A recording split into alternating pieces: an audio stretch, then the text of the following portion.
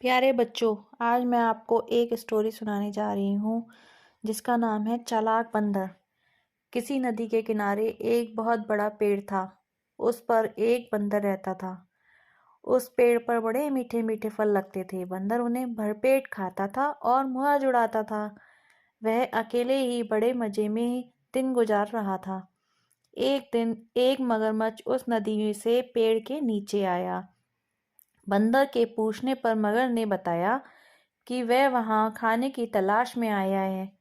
इस पर बंदर ने पेड़ से तोड़कर बहुत से मीठे फल मगरमच्छ को खाने के लिए दिए। इस तरह बंदर और मगरमच्छ में दोस्ती हो गई। अब मगर हर रोज वहां आता था और दोनों मिलकर खूब फल खाते थे। बंदर भी एक दोस्त पाकर बहुत खुश हो रहा था। एक दिन बात में मगर ने बंदर को बताया कि उसकी एक पत्नी है जो नदी के उस पार उनके घर में रहती है। तब बंदर ने उस दिन बहुत से मीठे फल मगरमच्छ की पत्नी के लिए साथ ले जाने के लिए दिए। इस तरह मगर रोज जी भरकर फल खाता और अपनी पत्नी के लिए भी लेकर जाता था। मगर की पत्नी को फल खाना तो बहुत अच्छा लगता था, पर पत्नी को मगरमच्छ का देर से लौट के आना बहुत बुरा लगता था। एक दिन मगर की पत्नी ने कहा कि बंदर रोज रोज मीठे फल खाता है तो उसका कलेजा कितना मीठा होगा। मैं उसका कलेजा खाऊंगी। मगर ने उसे बहुत समझाया, पर वह नहीं मानी।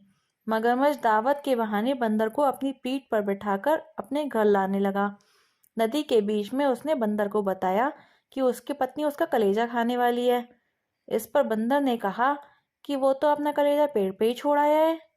वह उसे हिफाजत से पेड़ पर रखता है, इसलिए उन्हें वापस ले जाकर कलेजा लाना पड़ेगा।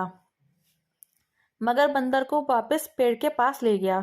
बंदर छलांग मारकर पेड़ पर चढ़ गया और उसने हंसकर कहा, हो, जाओ मूर्ख राजा, घर जाओ और अपनी पत्नी से कहना कि तुम दुनिया के सबसे बड़े मूर्ख हो। भला कोई भी अपना कलेजा निकालकर अलग रख सकता है।